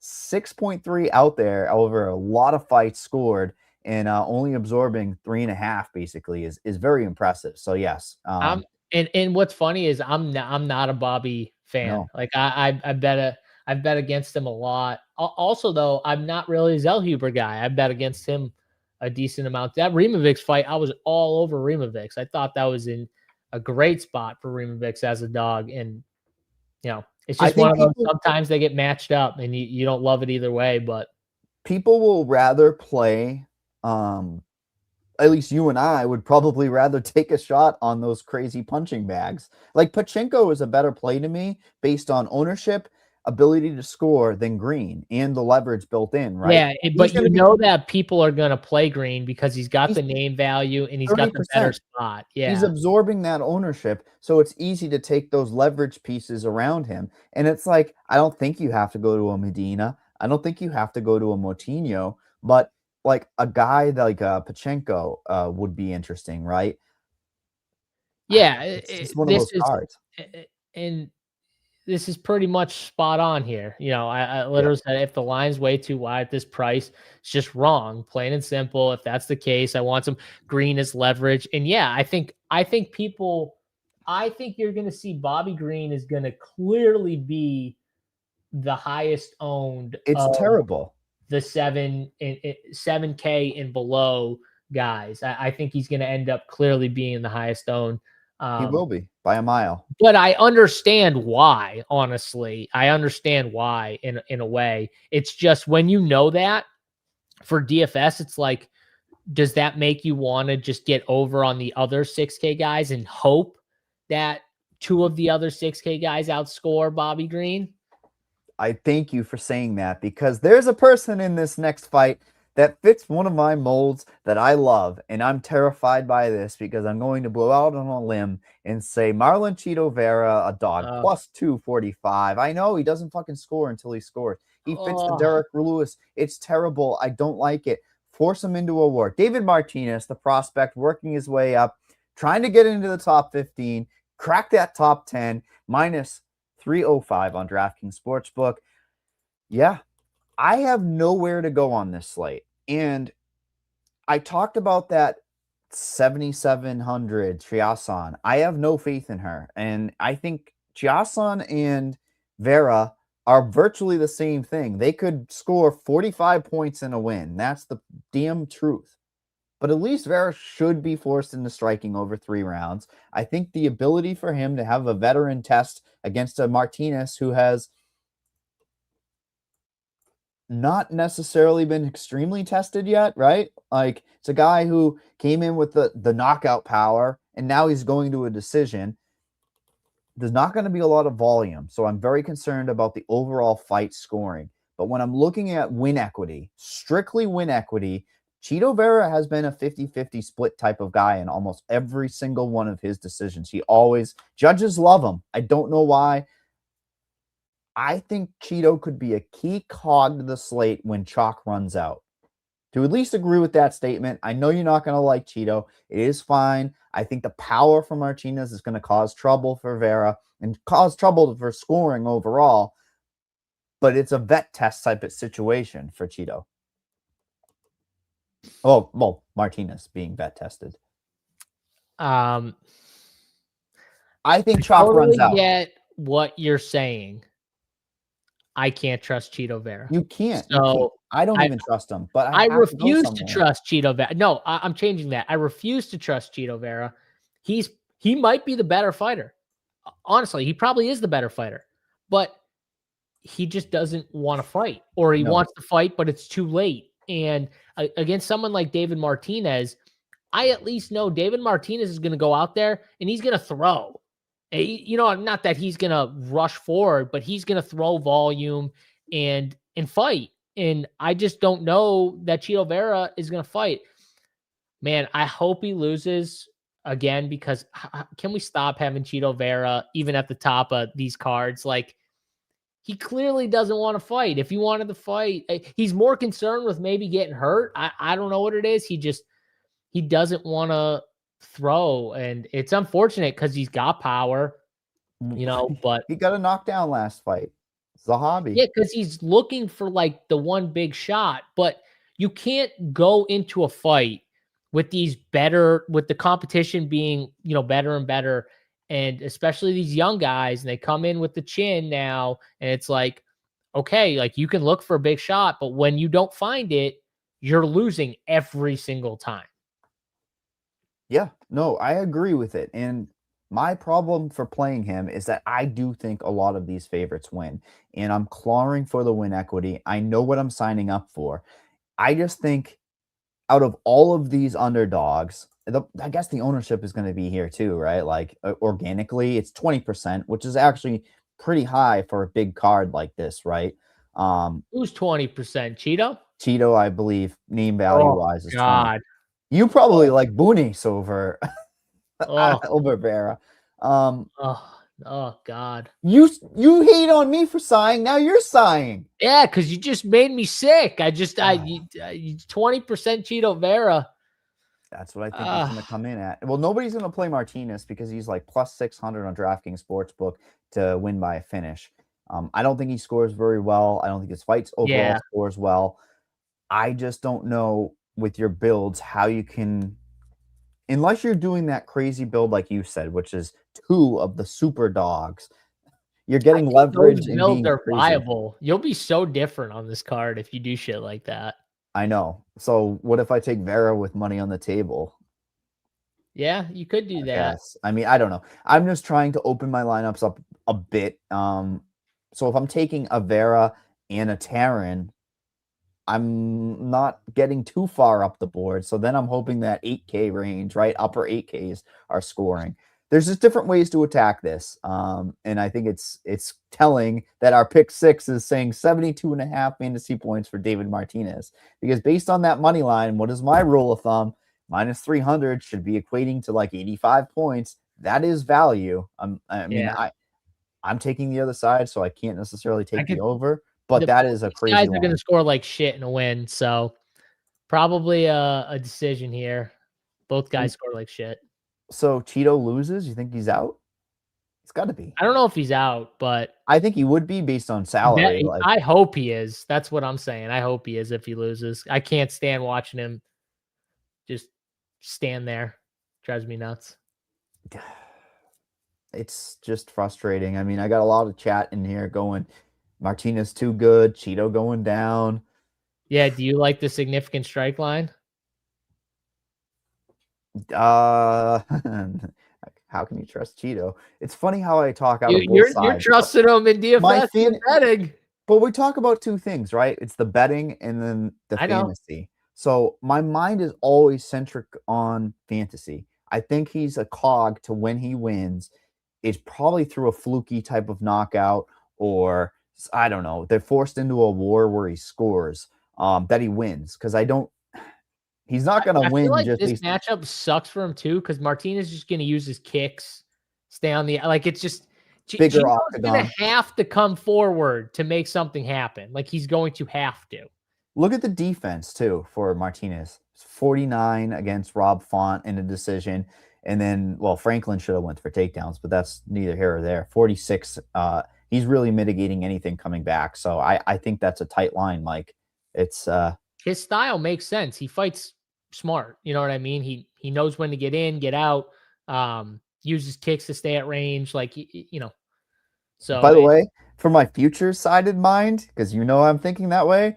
David Martinez slipped through the cracks on my brain and my model in my head, because getting a co-main event on a Mexican card at home, they're getting behind this guy. And they're certainly not getting behind his sister, who I think probably is already cut at this stage. But I don't think we have to touch this for pick 6. No, let's go it would be time, if anything, but that they're showing control time, so no way. Let's move on to the main event of the evening, where they have the Mexicans own Brandon Moreno coming in at a minus 198 on DraftKings Sportsbook versus Lonair KAVANAGH at a plus 164. Give it to me, your X's and O's on this, because it looks like late notice KAVANAGH. People aren't necessarily looking into that he's late notice. No, it feels like the line is moving in his direction a little bit. There's some loner buy-in to the line here right now. People are buying into the young gun here, and honestly, he's a stud he's a young prospect that I liked coming into the UFC. He obviously lost his last fight. People know that he got put down, out, made a mistake. It happens. Against Johnson, and now going from that to someone like Brandon Moreno, well, that's a nice step up. And obviously Moreno lost the Tyra last time out, but this is not Tyra here. And I feel like, you know, I just don't think at this point Brandon Moreno is completely done just because of that loss to Tyra. Maybe I'm wrong, but I feel like this is short notice, maybe just too much of a step up too soon for someone like Kavanagh, who I do think Mike has the ability to maybe reach, you know, a top tier fight like this again. So it's not like if he loses this fight, he's out, or, you know, he'll still have a chance to build back up. And I think it's just too quick off the knockout here for him. In my opinion, I think Moreno at home is probably going to get it done here. Now, even in 5-round fights, Moreno going to decisions and winning hasn't scored well. So I think the interesting conversation is this fight optimal for DFS? I think that's more of the interesting, you know, conversation is what's the ownership on this for DFS? And, you know, do both these guys coming off of getting finished, are they both a little apprehensive about, you know, exchanging early in this fight, and maybe it keeps the significant strikes down a little bit earlier? Maybe we don't see as much scoring early. We talk about that ownership. This is by far the biggest owned dog, very clearly, because there's nowhere to go on this slate. There's no comfortability in building your lineups. So what does it do? People immediately look at the main event. You're locking in 5 rounds. It's over under 4.5 rounds. It's been a little bit of money coming in on the under, but still, you're getting 4 rounds of activity. He's going to be 40% owned. This is an opportunity where I like to take the favorite in this spot. If Moreno can mix things up, I think he's going to be a very interesting piece on this slate, because you nailed it. I think people are going to want to go towards those 9Ks. They're going to want to go stars and scrubs. So when you're playing a Moreno in a middle range build at 35%, you're going to be pretty unique, I think, right? Yeah, well, I mean, I don't know about unique, because I still think Moreno's going to, you know, have ownership. Obviously, it's a 5-round fight. Most, you know, DFS guys, they don't fade 5-round fights. So, but I like your idea of maybe fading the dog in this spot in DFS. And so you're not locking the fight. We're not locking Moreno, but we're not playing 40% owned Loner Kavanagh, who we know is going to be over-owned because of what you said. People don't like dogs on this card, so they're going to want the more well-known names. In a 5-round dog, to them probably sounds better than Macy Chasson or, you know, Kevin Borhas or whatever else we got down there for 3 rounds. So yeah, I think your logic makes a ton of sense. I think that's what I'm going to do in DFS. I'm going to be, I'm probably going to fade Kavanagh, and I like Moreno anyways. I think this is Me too. Just too much of a step up. Could totally be wrong. Kavanagh does have power, so he could land some shit. He's not like some fights. I think, you know, fighters are just like, this is a complete mismatch. I don't think it's a complete mismatch. I think Moreno's just a little better everywhere it goes. Maybe Kavanagh has the power edge though. But outside of that, I think it's Moreno all day, no matter where the fight goes. And the Mexican warrior getting knocked out in his hometown is going to be a tough task. And the deeper the fight goes, it should swing to Moreno. This personally looks like a live bet opportunity strictly on that front. If Moreno has resistance in the first round and that line starts creeping towards plus money on Moreno, I'm gonna have to click him, just because 3, 4, 5, this thing is gonna look very different. And I think that he'll be able, even with his, because he's got that low profile when he's down now and he's very low, and it kind of doesn't score, but it also makes him have the ability to win rounds, right? Like when he's going forward, he's getting the kicks off. Kavanagh has got a very limited path to scoring extremely well for the underdog. But again, first look. And look at who Moreno's fighting, like Tyra, Urseg, Albazi, Royval, Pantoja, these are, the top tier guys, no matter what you think of some of them, they're the top level of fighters. And, Kavanagh getting the step up for this late, it's just, it feels bad. It feels bad. People aren't looking into it. Again, what was the fight we had, the main event a few weeks ago? Vinicius Oliveira. You and I both very much on the case of the favorite. I didn't even want to compare it, but because I thought that was just insane, that line at minus. I think we should compare it though, right? We got to learn from what we had. It's close to a compare. I thought that was like the most obvious thing for a favorite main event. Like Mario Bautista to me was just an obvious play, but a lot of people like Vinicius. It's kind of similar. I don't think we're going to see that much buyback though. That was a lot. Like Mario Bautista got to, do you remember by the end of plus 110 or something crazy? Got to like minus 130, I think was what I saw. Maybe. Yeah. Meaning Vinicius was plus 110. Yeah. Which is exactly what we're saying. Same thing. And you could see that by the end when people are punting. People could just be losing their ass on this card if one of the big favorites, and people start writing those tickets for the Kavanagh side. That is very possible. So yeah, I'm happy you and I are both on the same page where we're looking at that last situation. Sometimes you just have to say, I don't think there's any shenanigans going on. I think people are moving lines quicker because of the unfortunate situation with our buddy Isaac Dalgarian. Right? It's sad, but it's true. Yeah. Travis says, can't believe Moutinho is even in the UFC. They need some punching bags. They need punching bags for some of these fights. These filler fights. What do you think about control time? You think this thing plays against the cage at all, where they're trying to jockey for position back and forth? I don't. I think this plays out mostly at range. It's I think it's mainly. I'm clawing for something. Fantasy points. You and I both like Moreno. I imagine we're gonna have to take the minus 200. I think we got to take. It's a mortal lock, and it's our last piece. You and I both like it. That basically is 10x the salary for fantasy. 84.5 is going to be very difficult to not eclipse if he wins the fight, I think. Personally. So we've got, let's see, what Pinas over. Hold on. You're going too quick here. I got you slow. No, easy. We got it. All right. So what we got? Sorry. Pinas over fantasy points. Say that one more time. Pinas. Okay. Going north. Moreno over on fantasy points. Chairez over. Right? Chairez over. Yep. Yeah. Gandra under significant strikes. Perez Value play for the takedowns over 2.5. That 2.5 would be somewhere in the range of minus 175, minus 150 at the worst. Yep. So that's a value play for us because it's an even money pick on pick 6. And then we have Moreno over, Chairez, like I said, over. Did you have the Quinonez under? Your favorite. You love the under. There we go. I was looking for it. I was like, what's the last one? I was 101. 101.5 on Quinonez. That's your favorite type of play there. When we are looking at bets and such, I think you and I sniffed out a couple dogs we could hit and we don't have the most confidence in.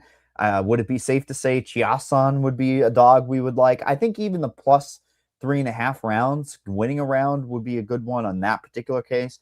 Taryn is a strong play for me in all formats, whether it be fantasy. I think she's an unknown.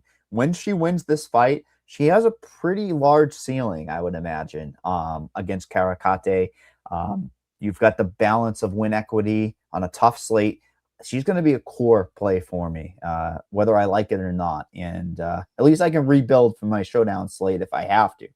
When we're looking at bets that you and I both liked as well, minus 115, Edgar Chairez, best on the price out there. DraftKings Sportsbook, finished, minus 115, covers everything, right? Like if he clubbing subs, if he just knocks them out, which we think is very possible, I like that. You had a crazy number there. What was it, a second round finish? You liked on that spot? For Chairez? Yeah. Yeah, it was plus 700 by KO, or I think it's like plus 400 or 500, just second round finish here. And someone said, so like my chalk fades, well, the 9K range, obviously Loner Kavanagh would be the biggest chalk fade. He's not in the 9K range though. I think In the Quinonez. 8K range, Javier Reyes at 30% would be one. And I think in the 9K range, Quinonez. It's Quinonez by a good margin. Yeah, but he's not like chalky. He's kind of low owned. Like him and Ernesta seem like the easiest 9K fades, obviously. But if I had to give one of the 9K guys that I'm a little lower on than the field, it would probably be Rodriguez. Rodriguez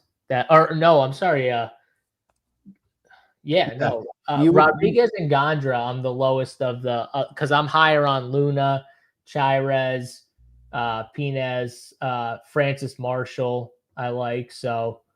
I was just looking at my numbers and just making sure. No, it's not. Oh no, yeah, Rodriguez would be the one I'm the lowest on. I had it flipped for a second, so that would be the chalk 9K guy, I guess, that I'm lighter on here. I'm coming in at half the ownership, I think, on Rodriguez. Yeah, and we both like Chires quite a bit. At 9K, gets you.